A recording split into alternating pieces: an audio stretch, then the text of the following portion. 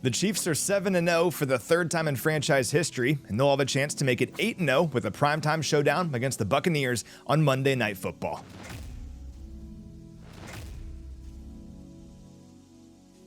Now, the Chiefs have won 13 consecutive games dating back to last season. That's the longest active streak in the NFL and the longest streak for any team since the 2020 season. And if you're wondering who that team was back in 2020, it was the Chiefs. Kansas City also won 13 consecutive games between the 2019 and 2020 campaigns. And we haven't seen a streak like that until this one. And this current run this year is legitimate. I mean, the Chiefs have won 4 of their 7 games over teams that are currently 500 or better going into Week 9. And really a constant and a bunch of those victories over the last several weeks has been the presence of running back Kareem Hunt, who ranks 3rd in the NFL in carries since taking over the starting job and making a season debut back in Week 4.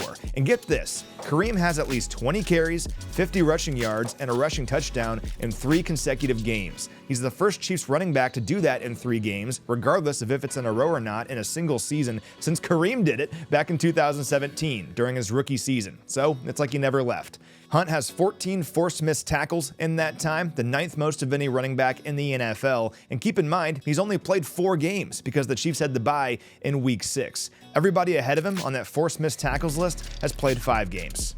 Now, Hunt will face the Buccaneers defense on Monday that's allowing more than 130 rushing yards per game on average. And when looking at like a per carry basis, they're allowing 5.19 yards per attempt. That's the 3rd highest mark in the NFL. They've allowed at least 100 rushing yards in 6 of their 8 games, and that's a big reason why this is currently the number 28 scoring defense in the NFL. They've stayed in games though because these guys can move the football. They have the number 4 scoring offense in the NFL, but to be fair, they're missing 2 of their major contributors in wide receivers Mike Evans and Chris Godwin. Both of those guys won't play on Monday night, and that's a big deal because they've combined for 76 catches, 911 receiving yards, and 11 touchdowns this year. In other words, that duo is combined for 38% of the Buccaneers' catches, 42% of the receiving yards, and 52% of the receiving touchdowns. So that's a big deal, but still, no matter who is out there in terms of pass catchers for the Buccaneers, we know quarterback Baker Mayfield will be firing the football.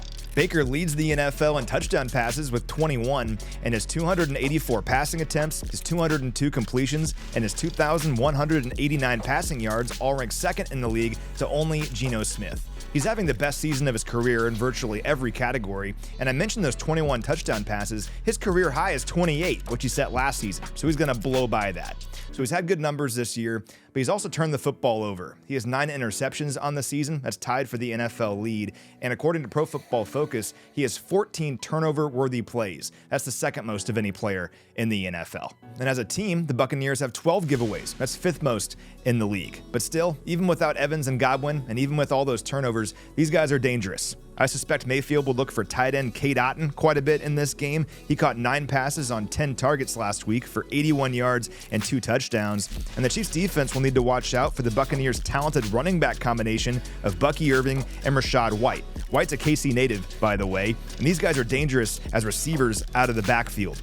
Buccaneers running backs, in fact, lead the NFL in catches, receiving yards, and receiving touchdowns. And especially with their 2 primary weapons out of this game in Evans and Godwin, I bet we see even more of that than usual.